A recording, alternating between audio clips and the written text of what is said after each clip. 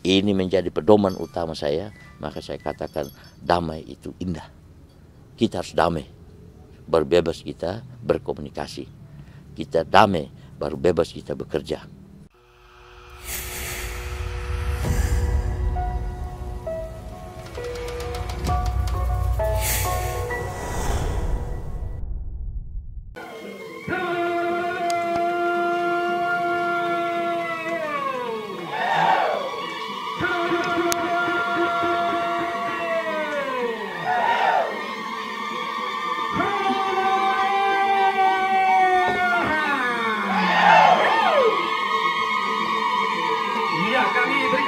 Kepada Bapak Kepala Desa bersama seluruh aparatnya untuk memberikan salam hormat kepada Bapak, Ibu sekalian, seluruh warga desa Utkawula dan bagi perundangan. Alasan mendasar untuk saya membuat syukuran. Pertama, saya mensyukuri kepada Maha Kuasa masih memberikan kesempatan saya dan kepercayaan saya untuk periode kali kedua.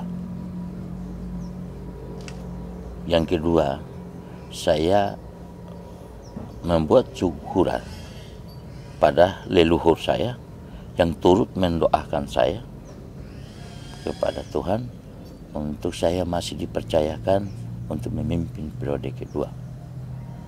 Yang ketiga, saya membuat syukuran itu adalah lewat ungkapan hati.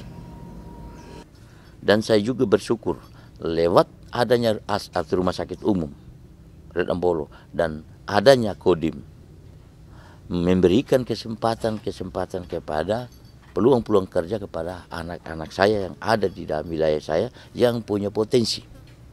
Yang ketiga, dengan berjalannya politik pasti ada yang puas dan pasti ada yang tidak puas.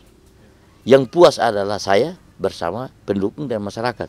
Yang tidak puas adalah saya punya lawan politik atau tim dari calon-calon lain, dari keempat calon.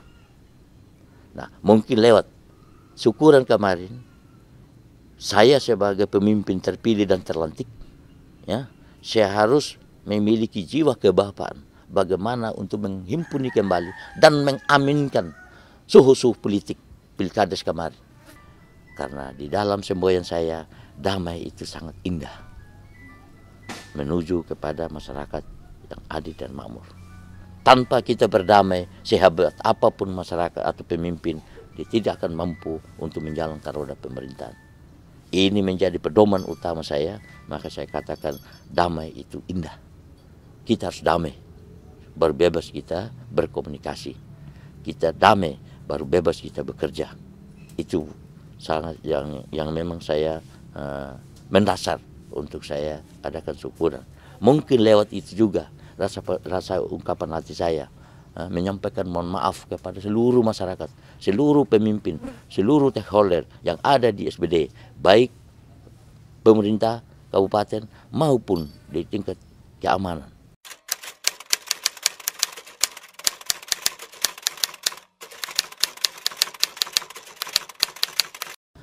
Kemungkinan yang menilai pertama adalah masyarakat.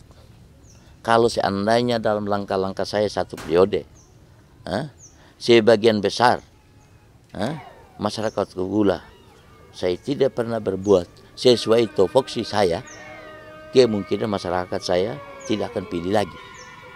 Tapi kemungkinan penilaian masyarakat bahwa berdasarkan kepemimpinan tugas dan tanggung jawab saya seorang bapak di dalam satu wilayah ini sangat merakyat kepada masyarakat sehingga masyarakat masih mau mendorong untuk saya memimpin kali kedua. Yang kedua, mungkin masyarakat masih menilai bahwa untuk langkah-langkah visi misi saya yang belum tercapai atau yang belum saya laksanakan kemarin, mungkin lewat periode kedua ini saya bisa tuntaskan. Jadi ada beberapa faktor yang dinilai oleh masyarakat kepada saya. Pertama, kepemimpinan saya, dan yang kedua, masyarakat menilai saya masih ada tunggakan-tunggakan kerja yang saya belum selesaikan berdasarkan visi dan misi saya, yaitu perubahan. Mungkin di situ masyarakat menilai supaya saya bisa menuntaskan visi misi saya di dalam perubahan wilayah ini. Yang berikut, kita mendukung program Bupati Sumber Daya dalam 7 jembatan emas. Ini mungkin beberapa langkah-langkah yang dinilai oleh masyarakat.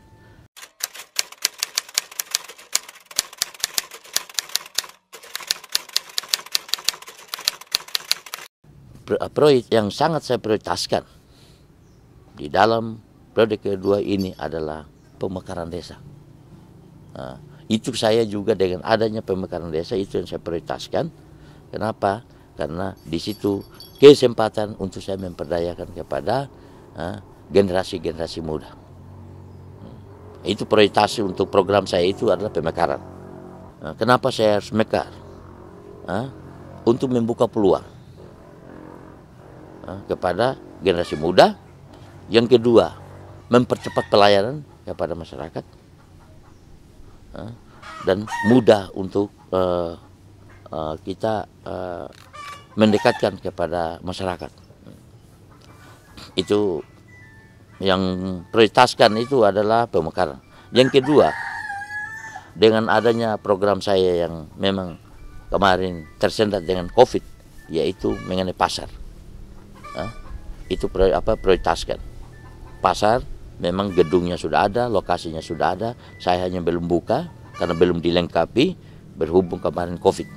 Sedangkan pasar itu kami benar-benar swadaya murni dari masyarakat. Mulai persiapan lahannya sampai kepada pembentukan gedung semi permanen itu adalah swadaya murni dari masyarakat.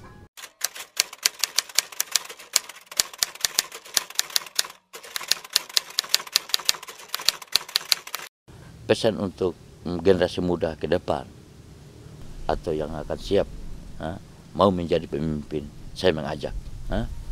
Pertama, jadilah usia orang bapa. Jadilah pemimpin yang merayat. Dalam kepemimpinan selalu membawa barometer rumah tangga. Bagaimana sebagai kepala rumah tangga menghidupkan anak istri. Sama seperti juga sebagai kepala rumah terbesar di dalam kepemimpinan kepala desa. Nah, kalau kita membawa barometer itu, maka kita tidak akan kaku untuk kita menjalankan kepemimpinan kita, ya, yang menjadi kita sebagai seorang bapa di dalam satu wilayah. Selalu harus membawa barometer kehidupan rumah tangga di dalam satu buah rumah tangga. Yang paling penting. Yang harapan saya kepada generasi muda yang akan mau mempersiapkan diri menjadi pemimpin harus merayat. Harus jiwa sosial, jiwa budaya, jiwa kebapaan. Itu yang paling penting. Maka pasti masyarakat akan mendukung kita. Keberhasilan itu dalam pertarungan berpolitik itu yang paling penting itulah jiwa kebapaan dan jiwa kepemimpinan. Bagaimana melihat kepada masyarakat kecil menggunakan mata, bagaimana sebagai seorang pemimpin, seorang bapa mendengar suara masyarakat menggunakan telinga, dan bagaimana melayani masyarakat sebagai orang bapa dengan hati yang ikhlas. Marilah kita jadikan waktu Kobula ke depan yang lebih cerah dan tampil beda dengan desa-desa lain. Kalau begitu saya mengakhiri kata saya, biarlah semua pembicaraan saya dari awal sampai akhir ini yang tidak senonoh dan tidak semerta kepada Bapak Mama atau para undangan, mungkin dengan yel-yel piawau dari masing-masing dusun ke Kobar. Dan saya sendiri Kobar supaya mengakhiri semua.